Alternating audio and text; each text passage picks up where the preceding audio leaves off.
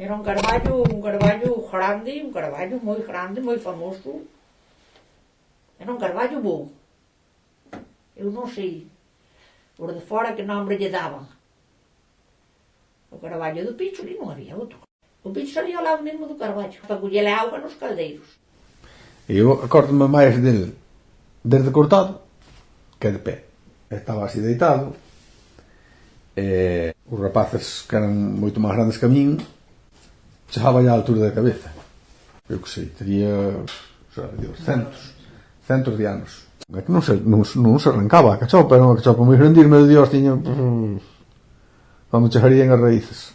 O carballo era inmenso e facía moita sombra, que de bravo incluso os mozos xuntábanse ali debaixo do carballo.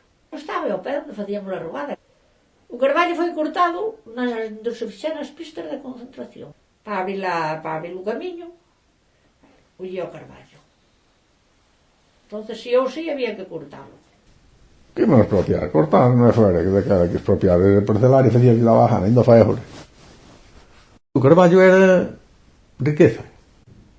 Era riqueza. O carballo facías todo. Querías facer unha cabaceira, pértegas de carballo. Un canizo, pértegas de carballo. O carro, carballo. Porque tiña carballos, hombre, tenme contado a min que Vázquez tiña moita fraga, moitos carballos. E vendía os carballos nin por unha apuesta. Tiña a precio os carballos.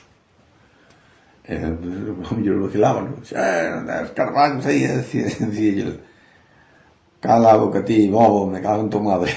Se dicía así. Bobo, me cago en tu madre. Valen máis as miñas follas dos meus carballos que a todo cuanto tienes. E agora ves eucaliptos. Eucaliptos non che deixan ver outra cousa. Non ves outra cousa. Eucaliptos, e a ver.